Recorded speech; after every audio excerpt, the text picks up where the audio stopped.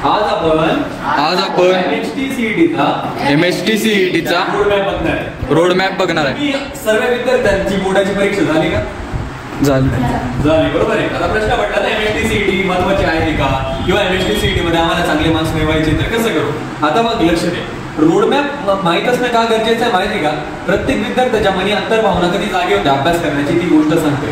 तू तुझ्या बोर्डाच्या परीक्षेवरून एक अभ्यास केला असणार की बाबा हो आपल्याकडे जेव्हा 11 महिने असतात तेव्हा आपण अभ्यास करत नाही बोर्डाच्या परीक्षेत, पण जेव्हा शेवटचा 1 महिना येतो तेव्हा तुमच्यातला प्रत्येक विद्यार्थ्यामधला एक अभ्यासू व्यक्तिमत्व जागं होतं, आणि ते अभ्यासू व्यक्तिमत्व एवढा अभ्यास करतं त्याला रात्र दिसत नाही, त्याला दिवस दिसत नाही. का तर वेळेची मर्यादा असते. वेळेची काय असते आपल्याकडे? मर्यादा. आणि ही जी मर्यादा असते तीच माणसाला पुढे घेऊन जाते. आता तुमच्याकडे वेळ, तुम्हाला काहीच वाटणार नाही बाबा हो MHT CET ला अजून भरपूर 1 महिना आहे, पण त्या 1 महिन्यामध्ये जेव्हा शेवटचे 5 दिवस येणार ना तेव्हा खरं तुम्हाला त्याचं महत्व कळणार, अन्यथा कळणार नाही. मग आता ते जे महत्व तुम्हाला त्या दिवशी कळणार आहे ते मी तुला आज सांगणार आहे. मागच्या 10 वर्षांपासून अनेक विद्यार्थ्यांना सांगत आलेलो आहे, आज माझ्या या मुलांनाही सांगणार आहे आणि मी तुम्हालाही सांगणार आहे. प्रत्येकाने अत्यंत काळजीपूर्वक गोष्टींचा अभ्यास करायचा आहे. तर ठीक आहे, सर्वांच्या नजरा इकडे पाहिजे. प्रणव सकट, रोडमॅप फॉर MHT CET.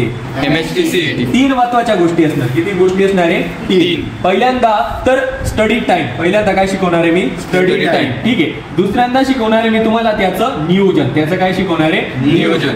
आणि तिसऱ्यांदा शिकवणार आहे क्वेश्चन प्रॅक्टिस. तिसऱ्यांदा काय शिकवणार आहे मी? Question practice. आता या 3 गोष्टी सदैव नेहमी लक्षात ठेवायच्या. पहिली सरांनी कुठली सांगितली?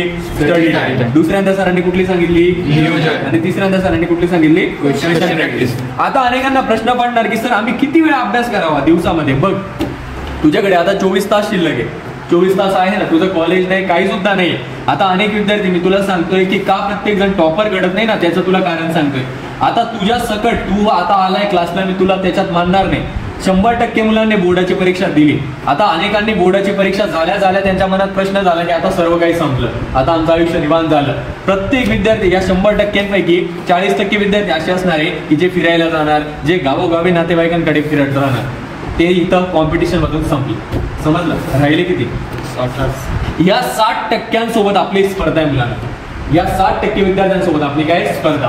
आता या 60% पण 1-2 प्रकारचे विद्यार्थी असतात. एकाला योग्य मार्गदर्शन भेटतंय, दुसऱ्याला भेटत नाही. ज्याला भेटत नाही त्याची संख्या फार जास्त आहे बरं का सांगतो, तू कोचिंगला व क्लासला मार्गदर्शन भेटणारच हे महत्वाचं नाही. कधी भेटू पण शकतं, कधी नाही पण भेटू शकत. ज्यांना भेटत नाही त्याची संख्या होऊन जाते 25%. किती टक्के येते त्यांची? 25%. मग 60 मधून 25 गेले, शिल्लक किती राहिले?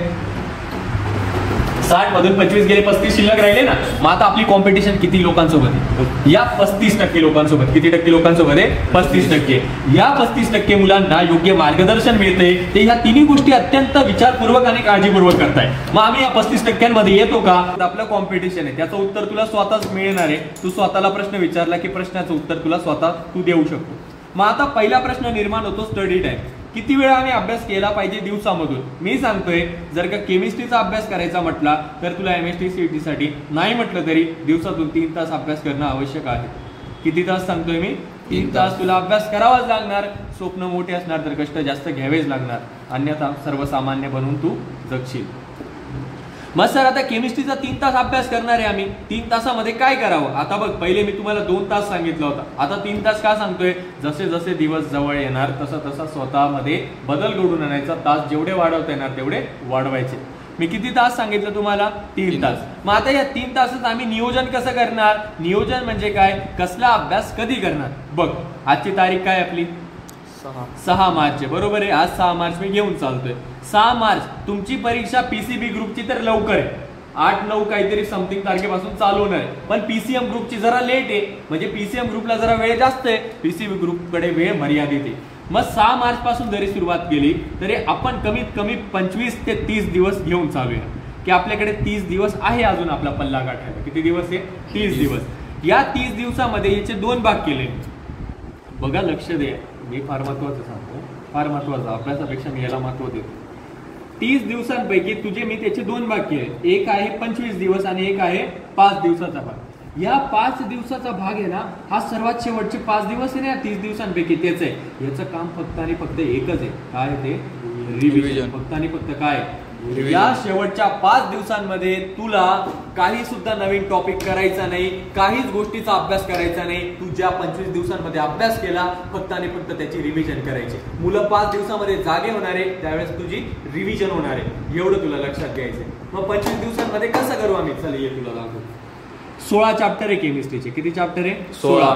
12वीचे किती चॅप्टर आहे? 12वीचे माझ्याकडे 16.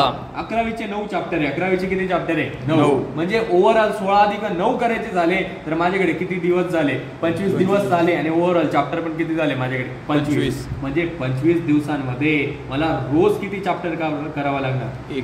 एक. जेव्हा मी रोज एक करणार तेव्हा माझं जे नियोजन आहे ते ठरवल्याप्रमाणे सक्सेसफुल होणार, अन्यथा होणार का? नाही. आपण भरकटतो ते मी इकडे जातो, मी इकडे जातो, मी इकडे जातो, कधी होणार तुझं? समजलं का नाही? म्हणून रोज मला किती लेक्चर, किती चॅप्टर करायचे? एक तास. ठीक आहे, तुम्हालाही सांगतो मी, माझ्या बाकी विद्यार्थ्यांना पण, यांना पण सांगतोय मी, एवढं लक्षात ठेवा. हे आणि नियोजन झालं, रोज एक चॅप्टर कसा संपायचा तेही सांगतो. आता कुठल्याही चॅप्टरला आपण सुरुवात करतोय, पर्टिक्युलरली केमिस्ट्रीची गोष्ट करतो. चॅप्टरला संपायचं कसं हो? अनेक विद्यार्थी म्हणतात सर तुम्ही एकदम डिटेलमध्ये जातात, सर बोर्डासारखंच तुम्ही MST CET सांगतात. नाही नाही नाही, मला जर का शिकवायचं झालं ना तर मी अक्षरशः 4-5 मुद्द्यांमध्ये चॅप्टर संपू शकतो, पण मला तशी सवय नाही. मी प्रत्येक वेळी MST CET जरी घेत असतो ना तरी मी त्याच्यामध्ये सर्व घेतो. सर्व म्हणजे काय? जे बोर्डाच्या पुस्तकामध्ये मला दिसतं ते मी सर्व घेणार, कारण की तो तुझा एक्झामिनर आहे ना, तो दुसऱ्या पुस्तकांना प्रायोरिटी देणार नाही. तो फक्त आणि फक्त तुझ्या याच पुस्तकाला प्रायोरिटी देणार, जे की तुझं पुस्तक आहे बोर्डाचं. तो याच्या बाहेर जात नाही. त्याच्यामुळे तू याच्यापैकी एक पण मुद्दा सोडताना 100 वेळेस विचार करायचा की बाबा मी कुठंतरी चुकतोय का. मग ती जबाबदारी मी घेतली स्वतः की बाबा यांना सर्व बोर्डाचं पुस्तक शिकवायचं. ठीक आहे, मग तुला पण काय करायचंय, तुला पण लेक्चर वगैरे येणार आहे, तिथं तू बघत बसायचं. मग हे झालं सर, तिथून आम्ही चॅप्टर पूर्ण केला. दुसरं काय येतं सर आमचं आता? तिसरं काय येणार आहे? Question practice. क्वेश्चन प्रॅक्टिस कुठून करायची? आता मी काय करणार आहे माहितीये का? प्रत्येक चॅप्टरचे ना काही फिक्स मुद्दे देणार. तुम्हाला माहिती आहे आपण बोर्डाच्या परीक्षेला सर्व प्रोव्हाइड केले मुलांना, माहिती आहे तुम्हाला सर्वांना. तिथं आपण सर्व गोष्टी दिल्या, फिक्स क्वेश्चन दिले. आता क्वेश्चन प्रॅक्टिस सीईटीची कुठून करावी? तर अनेकांना प्रश्न पडतो मी या पब्लिकेशनचं घेतो, या पब्लिकेशनच्या मागं पडू नका, अजूनही सांगतोय. फक्त आणि फक्त MST CETच्या मागच्या वर्षी आलेल्या प्रश्नांवर आपल्याला फोकस करायचंय. मागचे किती वर्षांचे प्रश्न करायचे? 2015 पासून चालू कर, 2024 पर्यंत जाऊन संपव. 10 वर्षांचे प्रश्न कर, पुढच्या 25चा प्रश्न तुझ्या डोळ्यासमोर फिरताना तुला दिसणार आहे. ठीक आहे, मग आता क्वेश्चन प्रॅक्टिस आम्ही कुठले कुठले पर्टिक्युलर क्वेश्चन्स करू? मी एक सिरीज लॉन्च करणार आहे तुमच्या सर्वांसोबत, सकट सांगतोय मी, माझ्या डोक्यात प्लॅन चालू होता. 20 क्वेश्चन्स फिक्स सिरीज. सिरीजचं नाव काय असणार आहे? 20 क्वेश्चन्स फिक्स सिरीज. तुमचे फक्त मी ऑनलाईनच्या विद्यार्थ्यांचे 10 मिनिटं घेणार आहे आणि माझ्या मुलांसोबत तर मी आहे, त्यांच्यामुळे त्यांना कोणाकडे जायची गरज नाही.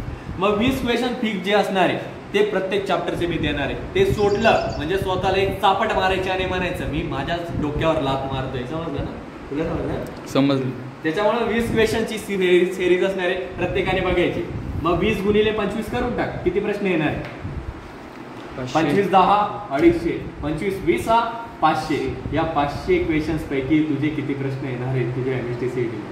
50 क्वेश्चन. ठीक आहे, मग आज आपण काय बघितला? Road map. जर का ज्या व्यक्तीची दिशा ठरलेली असते त्याच्या आयुष्यात दशा होत नसते. त्याच्यामुळं आज जरी मी काही बाकी गोष्टी सांगितल्या नाही तरी तुम्हाला दिशा दिली की आपल्याला कसं चालायचंय. चालताना काटे लागणार, अडथळा येणार, त्याच्यानंतर रस्ता वेडेवाकडा असणार, खिळे असणार, आग लागलेली असणार, वादळ येणार, पण त्या सर्वांना पहिले सामोरे तुमचे सर जाणार. नंतर तुम्हाला रस्ता साफसकट करून देणार. चालायची जबाबदारी कोणाची? फक्त आणि फक्त तुमची. समजलं? मी रस्ता दाखवणार, चालायचं काम तुमचं आहे आणि मला 100% खात्री आहे सांगितलेल्या गोष्टी केल्या, अभ्यास केला तर निकाल तुमचा आहे, दुसरं कोणता. आलं लक्षात? आपण इथं थांबूया बाळांनो. काही शंका असल्यास खाली विचारू शकता.